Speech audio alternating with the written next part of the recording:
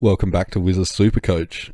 Today I'll be doing something similar to last video, but this time I'll be looking at mids and rucks. So looking at the fixture and seeing which teams give up the most points in those positions. Now this is based on the last 10 games of last year, and it is from fantasy scores. But as I said in the last video, there's a fair correlation between fantasy and Supercoach. So yeah, it's close enough that I think you can go by it to some degree.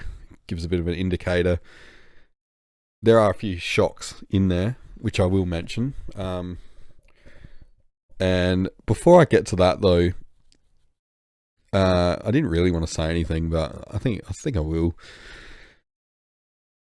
I don't know if anyone's noticed, but there's a bit of a in the Supercoach world. There's a bit of a war going on Twitter, I guess you'd say, and a few other places. Obviously it's nothing to do with me. Just a tiny fish in the Supercoach world, not even, probably a plankton. But a few people gotten pretty rolled up about this 40 trade thing. I'm obviously not happy about it myself, but to see so many people up in arms and resorting to like personal attacks and stuff over a difference of opinion is just wild. Like, it's ridiculous. I get that everyone's passionate and they love playing Supercoach. We all dedicate a lot of time to it, things like that. But honestly, I think part of the problem with the world, and a lot of people complain about it today, is nobody can have differing opinions anymore without it resorting to personal attacks and people getting offended and things like that. Now, obviously, I'm not taking any sides or anything. I'm not getting involved. But yeah, it is disappointing, and at the end of the day, it is just a game, so people should remember that. That's all I wanted to say on that one. A bit of a Forrest Gump there, but so be covering the inside mids with today's fixture. One thing I found really interesting with this is some of the better midfields seem to be the ones that give up the points. So the Bulldogs are rated as one of the best midfields you'd think. They score a lot of Supercoach points, but it also looks like here they give up quite a few, so plus 2.79 above a player's average. Melbourne as well, they're in the plus category, which is a bit of a shock, and GWS as well. So I can't say I expected to see the Crom as the team that give up the least points.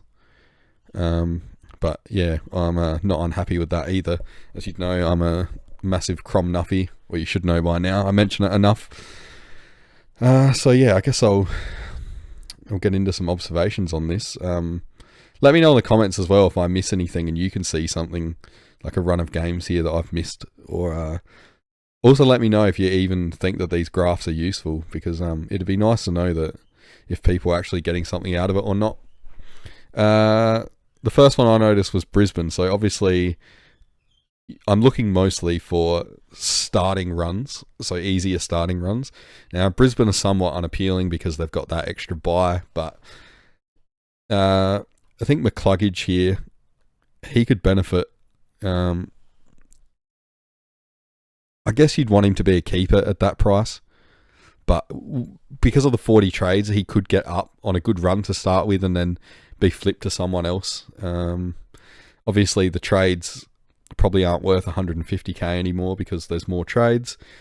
Obviously, Neil and Dunkley as well, they're going to benefit from this, but I don't know if I wouldn't be picking either of them. Probably it's probably more for the players that you want to flip, I guess, getting off to a good start. One that's not got a good start, and I'm starting to see him in quite a few teams, is Nat Fyfe. So remember, this is for inside midfielders only. There's a whole other category for outside midfielders and like attacking defenders, which I'll get to in the next video. But yeah, I was starting to maybe be swayed and consider Fyfe a little bit, but this is definitely something that goes against him. Is he's got Adelaide, Carlton and Power all in the first 5 games, so they're obviously the hardest teams to score against. I'd be probably rethinking that one, apart from the obvious, with his terrible history of injuries as well. And I know he's a champion player, but you know, he is getting quite old now, so think long and hard about that one and beware. So this one's not a starting run, but if you bring in one of these guys post-bye, so Rao Anderson or Tuke Miller, Gold Coast have an incredible run home. So as you can see there, they're playing two of the easiest teams to score on, and then apart from that, they've got one of the three you don't want to play, and then just one of the orange teams. So, really favourable run if you want to factor that into your planning at all. I don't think I'll be starting with any Gold Coast players, apart from Flanders, given the extra bye. But yeah, I'll sure as hell be looking to upgrade to one of them, I think, post-bye with that run home. Melbourne is another one with a really good run home. Not quite as good as what Gold Coast have, but yeah, they play three of the easiest teams. But actually, it's pretty much the same. It's probably better. So yeah, Melbourne definitely. So Petrarca or Oliver, if he's back, surely be looking at one of them post-bye. Again, I don't think I'll be starting. Obviously not Oliver, but I don't think I'll be starting Petrarca purely for the bye problem. So one of the big things I'm going for this year, and I know I haven't revealed my team, but I'm just trying to get as many players as I can that don't have the extra bye, because it's just a headache I don't want. I know we've got 40 trades, but I just don't want to be messing around with that stuff this year. So the Power, they've got a really good run to begin with. So rounds 1 to 6, they've got all the easier teams that give up the scores. That's really good, obviously, for Butters, Rosie, but also people. He's increasing in popularity. Ollie Wines, since that match report that said he's been playing inside mid and doing really well, he's really shot up. So that could be good for him, especially if you don't see him as a keeper and you just want to make the money and flip him. 6 games, it would more than make enough money, I think, if he is going to perform.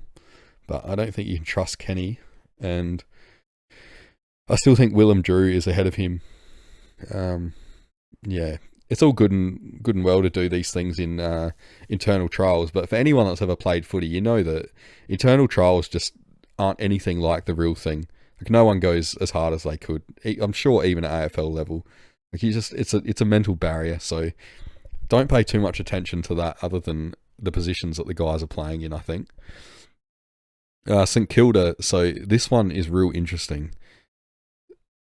I think Jack Steele, just from looking at this, I've got him in my side now.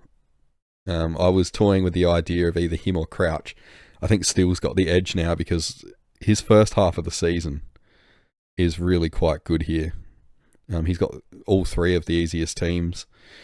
Collingwood actually are a bit of a surprise that they give up so many points in the midfield. I know they're not the most dominant midfield team, but they, I think if you remember last video, they were also giving up a lot of points to, I think it was the key forwards as well. So I guess if you're going to win flags and you're going to be the best team, which they were, you don't necessarily have to be on top in every stat, which they're not. So yeah, St Kilda, I think Steele's about the only one there that I'd be looking at, but he's currently in my team based off of this. And I don't put all my, how do I say this? Like, I don't put too much stock into this. It's just a thing that I find I take into consideration. It can give the edge when you're deciding between two players or something like that. It depends how much you value it. Sydney, they've got a pretty good run pre-bye. Again, they've got the extra bye, which sucks, but yeah. Adams seems to be a pretty popular pick, or at least a lot of people are talking about him. I think he's a trap. Just given that in his last season where he was getting higher CBAs, which was 2022, he still only averaged high 70s, which isn't enough if you're going to start him. Goulden could be one to watch. He doesn't really need the CBAs, to be honest, but this doesn't apply to him if he's not in the centre bounce. So the Bulldogs, they've got also a pretty good pre-bye run. I think that would probably... Riley Sanders is the one that's going to benefit from that one, as he's probably not a keeper. Although I can see him being the kind of player that's like, one of the last to go, one of the last to be upgraded, because his junior numbers are pretty nuts. And supposedly he's training really well. Hopefully it's good for McRae, and hopefully he is back in the centre bounces. Who knows with Bevo, though? We can only hope that he gets sacked. I don't wish coaches to be sacked, but it would be a hell of a lot easier for super coaches everywhere if Bevo got the arse. So yeah, obviously Libber and Bont as well. I think I'm actually going to put Bont in my team. I'll do a team review in a few days, but yeah, it's hard to go past him, and not even taking this into account, this start, because he wouldn't be one that you'd be looking to flip at any stage. But as far as safe captain options go, they don't get any better than Bont. Just set and forget. I can't see him dropping down in price too far either. So if you're not going to get him at the start, you may never get him, and you'd have to absolutely break the bank in your team to get him in later. So that's probably all for the midfielders there. The other one that had a pretty decent run to start the year is West Coast, but I don't think they've got anyone relevant in there that's going to be playing midfield. Harley Reid looks like he's going to be on the half back, so then they don't really rate a mention, I think. So I'll swap to the Rucks now, and this one also threw up a few surprises. The top three, obviously West Coast, Port, so they're no surprise.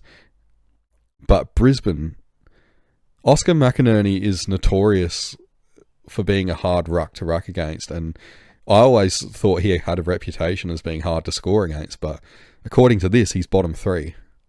I also think a few of these will change this year. So obviously Sydney now has Grundy, so I wouldn't expect them to be one of the easy teams.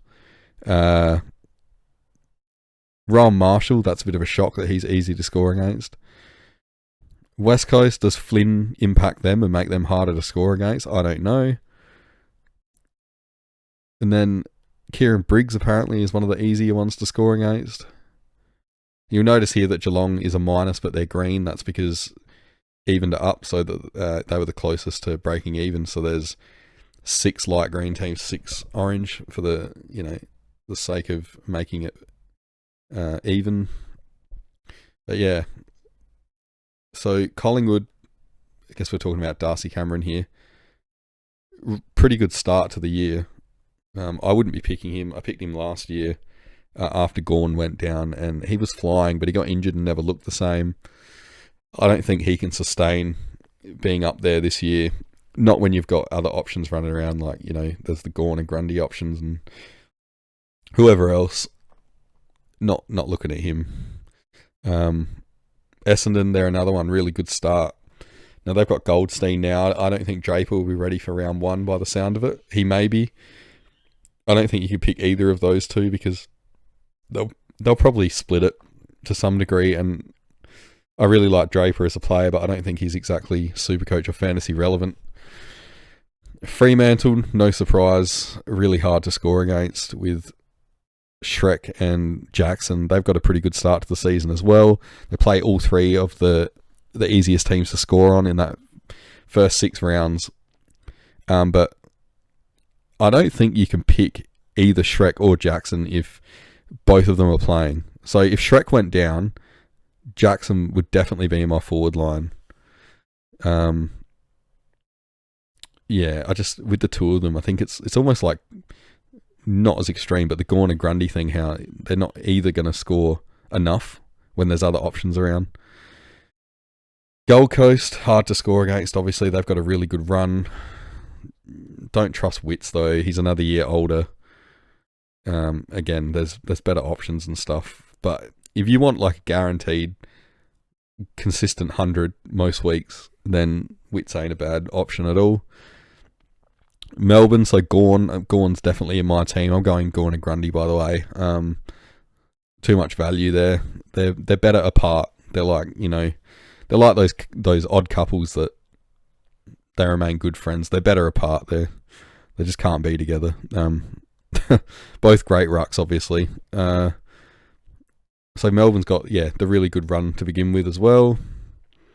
I wouldn't be looking to flip Gawn because I think he'll average enough to be a keeper.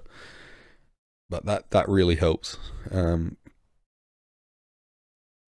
So that's it for the good starts. There's not a hell of a lot here, really.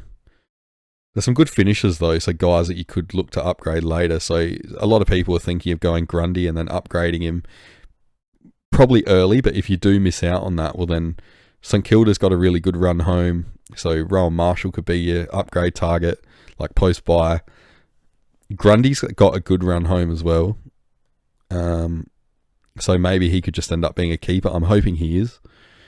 And then Tim English, he's got a wild run home. So if you do want Grundy to English, if you could hold Grundy up to the bye, hope that English doesn't go absolutely crazy in that first, 2/3 of the year, and then at the bye swap them over. Hopefully they're similar in price, and then ride the train home and hope that English is going to outscore Grundy, which I think he would. Then that could be the play. No, normally I don't plan that far into the future, but this year I think I'm gonna try and do it because it seems to be what all the really good super coaches do. But yeah, hopefully someone got something out of this. I do find it useful. As I said, it's more about breaking a deadlock when you can't split players, things like that. You surely wouldn't base picking a player in any other case on this alone, because it is fantasy and things rarely pan out 2 years in a row the same. So especially with the Rucks, there's definitely going to be like changes and stuff. Yeah, the old Ruck merry-go-round definitely makes this thing obsolete. Well, not completely, but for some teams obsolete within one off season. So yeah, interesting, but take with a grain of salt. And as always, I don't give advice. I don't tell people don't pick this person, stuff like that. The most you'll get out of me is beware. So yeah, let me know what you think in the comments. Again, if you can see something on here that I can't see, let me know. And yeah, hope you're all having fun now that Supercoach has opened. I will have my team out very soon, and hopefully it's a winner. Thanks for watching, and see you next time.